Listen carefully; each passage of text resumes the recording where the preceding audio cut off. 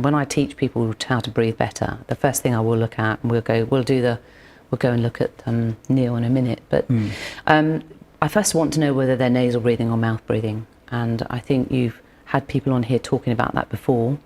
You know, you have to have people nasal breathing. It has about 30 functions. I think Patrick's written down. I don't remember them all, but the ones we'll be most interested in tonight is that it filters the air, it warms the air, it produces nitric oxide in the back of your parasinuses, which I think you have talked about before. Yes, here. Yeah. And the thing that it does mostly for your mechanics is it really helps increase the negative pressure in the chest, because it's a smaller aperture than your mouth. So when you're breathing through it, it's slightly harder, but that's going to really help expand through your rib cage. Whereas when we breathe like this, it's just so easy. It's almost too easy for us. Right. Not to mention that when you're mouth breathing, you are changing the bacteria in your mouth. Yeah, it's a very different mouth breathe. You know, mouths are for kissing, talking, and eating, really, and your nose is for breathing. And Coughing. Yes, not necessarily in that order. Yeah, obviously. And coughing, of course, coughing. Yeah. No, quaffing. Oh, quaffing. Yes. Oh, yes. Yeah, and it's lots of people do nasal breathe though. It's not everybody is mouth breathing, but. You mentioned nitric oxide. Great, it produces nitric oxide. So what? Yeah, so nitric oxide is like a vasodilator. It's not the same as the Viagra molecule, but it's a similar kind of idea behind it. That's also antimicrobial.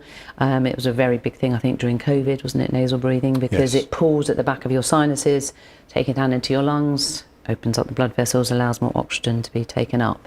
You are producing that all over your body, though. I think there's a guy called, I think his name is Nathan O'Brien, I think. He's written quite a lot about it. He was on an interview on a podcast with Patrick McKeown just the other day, actually, and they were talking how it's produced in the stomach, and if you're on things like omeprazole, that reduces that ability. You know, how you're never meant to be on these drugs for more than a few months. It's kind of produced in every blood vessel in your body, and it gets harder as you get older. But this is what I think he's talking about. This is what allows your oxygen to be uptake oxygen as well. But it's really important to have nitric oxide produced in the vessels. Right. I don't know the exact science behind all of that. Well, I do, but it's escaped me for a minute.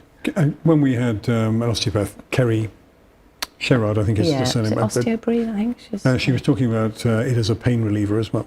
It is a pain reliever, that's very true. Absolutely, yes, it is, yeah. And actually also when you're breathing with your diaphragm, that is really great for back pain and neck pain as well, because it's one of your biggest postural stabilizers. Right.